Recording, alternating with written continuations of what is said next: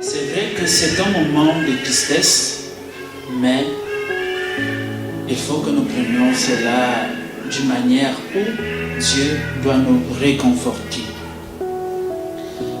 Nous sommes rassemblés ce soir dans la foi et dans l'espérance. Même au cœur de la douleur, pour confier à Dieu notre frère, Conrad Valérie Mabenga, qui nous a précédés vers le Père.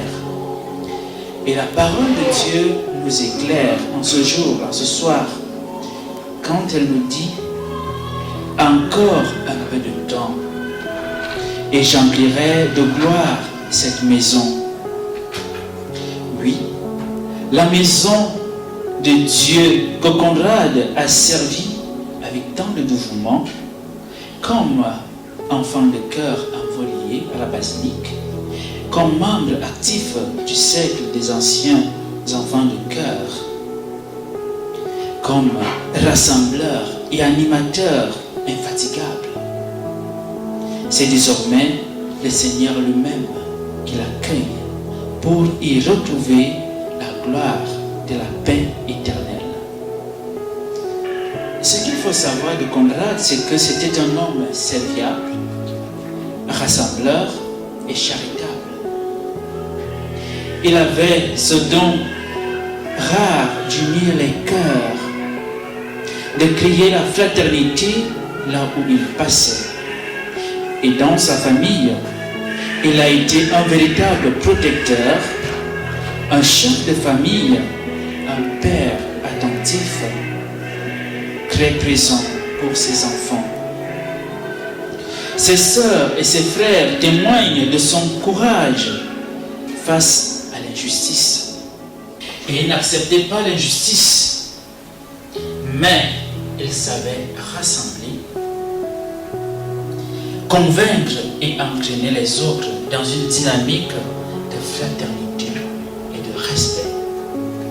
Et je pense que si ce soir nous sommes ici, c'est parce que nous sommes dans la mouvance de ce qu'il a toujours eu à instituer partout où il passait.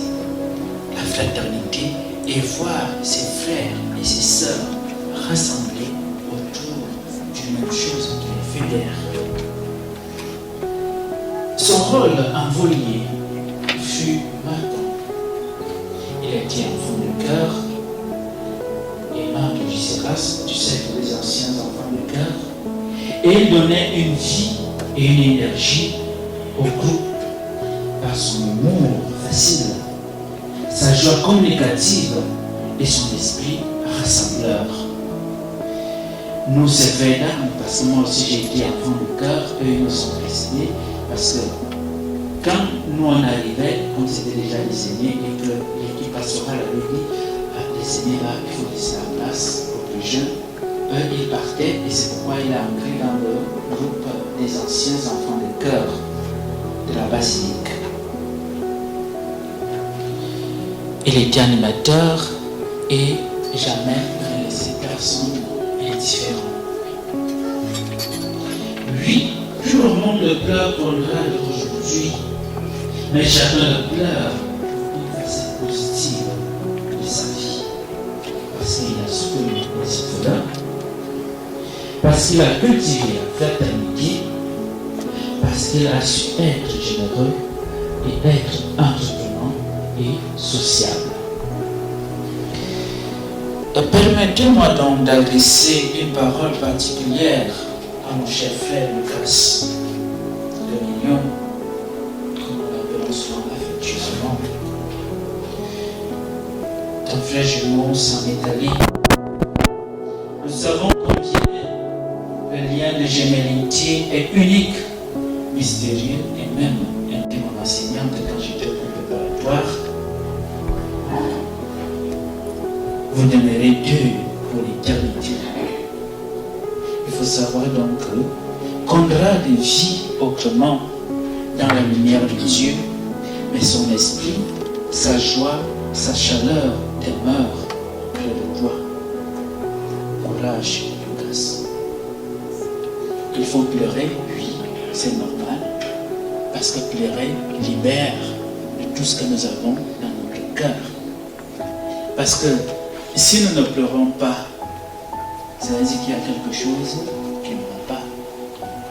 Et émotionnellement, c'est une charge qu'il faut décharger. Donc, certainement, chez nous en Afrique, on dit souvent que l'homme ne pleure pas. C'est faux. L'homme doit pleurer. S'il ne pleure pas, il y a quelque chose qui ne va pas. Pourquoi? Parce que cela va le rattraper par la suite. Peut-être que tu vas dire, ah non, je suis fort, je ne pleure pas. Non, je suis un grand garçon. Mais après, cela va te rattraper. Et quand ça va te rattraper, ce sera très dangereux pour toi. Et je me rappelle, en 2018, quand je perdais ma maman, je n'avais pas voulu voir comment on l'enterrait. Et on m'a dit, c'est une erreur que tu es en train de vouloir faire. Pourquoi? Parce que comme j'étais lié à ma maman, comme tout de même Conrad est lié à son genou, on m'a dit, il faut voir comment on verse la terre chez ta mère. Une épreuve très difficile à vivre. Mais aujourd'hui, par la grâce de Dieu, je survis sans ma maman parce que quoi, je me dis, elle est là-haut et elle est fière de ce que je suis devenu aujourd'hui. Parce que bizarrement, elle ne m'a pas vu devenir prêtre.